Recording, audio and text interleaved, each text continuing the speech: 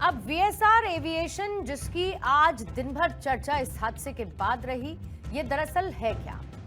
VSR aviation नई दिल्ली स्थित एक प्राइवेट जेट चार्टर ऑपरेटर है जो कि कॉर्पोरेट और मेडिकल इमरजेंसी सर्विसेज को ऑफर करता है। अब इस फ्लाइट लेयरजेट 45, जिसको कि VTSSK की हाल ही में जो कुछ ट्रिप्स हुई उसके बारे में आपको बताते हैं। इस क्रैश से पहले के दिनों में कई छोटी बड़ी उड़ानें देखी गई, जैसे कि आज सुबह 8:10 पर मुंबई से उड़ान भरी। इससे पहले 26 जनवरी को सूरत और मुंबई की राउंड ट्रिप्स की। वीएसआर वेंचर्स के ओनर कैप्टन रोहित सिंह है।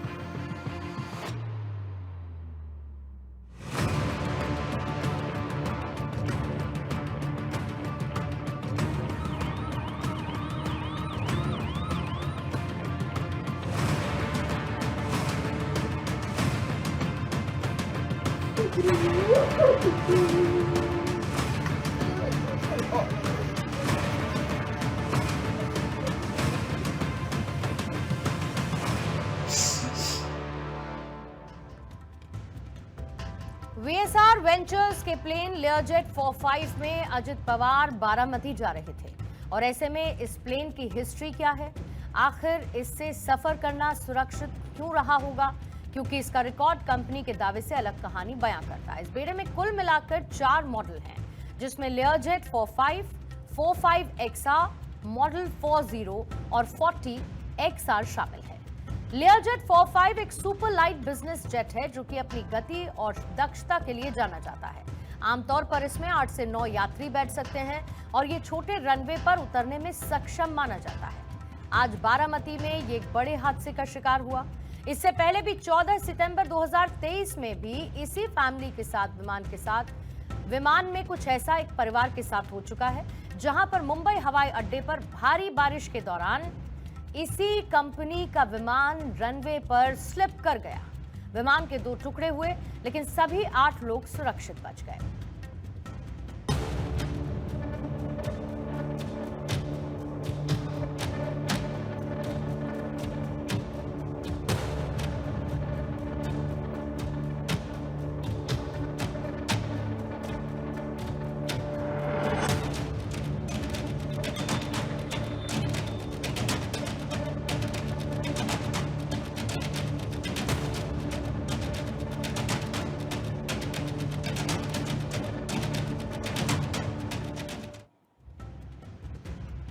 आज जो लेयरजेट 45 विमान हादसे का शिकार बना, उसे 2010 में बनाया गया था, यानी कि यह 16 साल पुराना चार्टर्ड प्लेन था।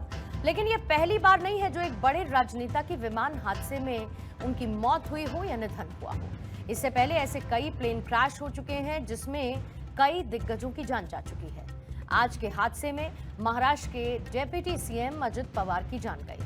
पिछले साल आप याद करिए, गुजरात के पूर्व मुख्यमंत्री विजय रूपानी का जून में अहमदाबाद से लंदन जा रहे एयर इंडिया के विमान के क्रैश होने से निधन हो गया था।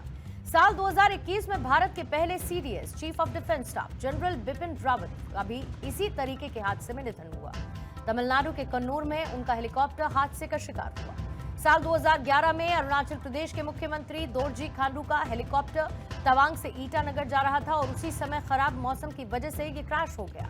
साल 2009 में आंध्र प्रदेश के तत्कालीन मुख्यमंत्री YS राजशेखर रेड्डी का हेलीकॉप्टर चित्तूर जाते समय नल्लामाला के जंगलों में क्रैश हो गया था। ये महज कुछ नाम है, लेकिन ऐसे कई हादसे इतिहास के पन्नों में दर्ज हैं जिसमें दिग्गजों की जान गई। जाहिर है कि इसके लिए खराब मौसम को ही ज्यादातर जगहों पर जिम्मेदार बताया जा रहा है, लेकिन इससे विमान कंपनियां अपनी रिस्पॉन्सिबिलिटी से क्या पल्ला झाड़ सकती हैं, जैसे कि वीएसआर वेंचर्स फिलहाल कर रहा है। लेकिन एक स्टेट के डिप्टी सीएम की जान जाने के बाद कंपनी का संचालन सवालों के घेरे में है। लेकिन सिर्फ एक वजह जिम्मेदार नहीं है, बल्कि कई टेक्निकल रीजंस हैं, कई मानवीय कारण हैं और कई रेगुलेटरी वजह भी हैं। हर एक कारण की जांच फिलहाल की जा रही है और जब इन्वेस्टिगेशन रिपोर्ट सामने आएगी तो यह साफ हो पाएगा कि आखिर इस हादसे के पीछे की असली वजह क्या थी। यह हकीकत है कि कमर्शियल एयरलाइंस जैसे इंडिगो या फिर एयर इंडिया की तुलना में प्राइवेट चार्टर ऑपरेटर्स के लिए नियम और उनकी निगरानी अक्सर कम सख्त होती है। मेंटेनेंस में कमी भी हादसों की एक बड़ी वजह होती है।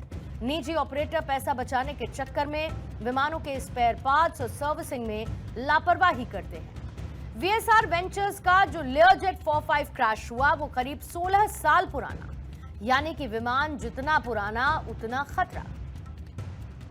अजित पवार का विमान हादसा बारामती जैसी अनकंट्रोल्ड एयरफील्ड पर हुआ।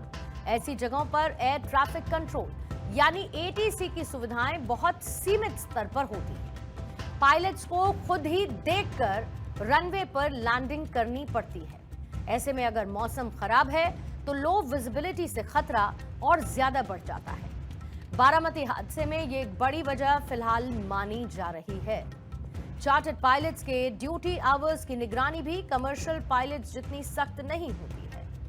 हर हादसे से कहते हैं कि एक नई सीख मिलती है, जांच होती है, सख्ती बढ़ जाती है, निगरानी के नियमों को और ज्यादा सख्त कर दिया जाता है। लेकिन कहते हैं कि समय के साथ यादें धुंधली पड़ जाती हैं और आज का भी प्लेन क्रैश दूसरे हादसों की तरह इतिहास के पन्नों में कहीं दर्ज ना हो जाए।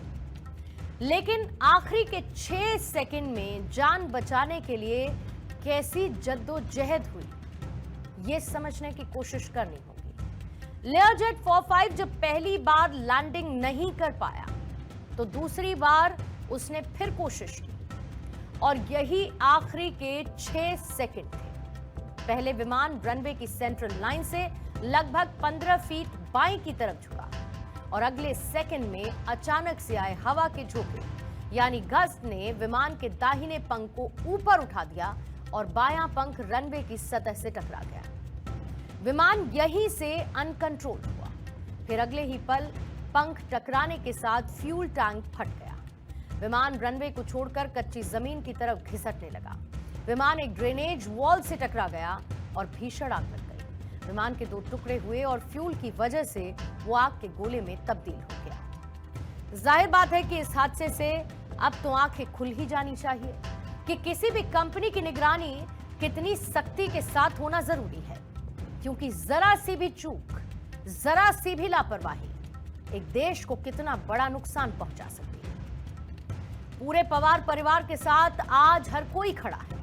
अजित पवार की महाराष्ट्र की राजनीति में क्या पैठ थी वो उनको करीब से जानने वाले अच्छे से समझते हैं और अचानक से उनका इस तरीके से चले जाना एक बड़ा वैक्यूम क्रिएट कर चुका है जिसे जल्द ही भर पाना काफी मुश्किल होगा। लेकिन ये हादसे हमें याद दिलाते हैं कि टेक्नोलॉजी चाहे कितनी भी एडवांस क्यों ना हो, समय की मार के आगे इंसान आज भी मजबूर है।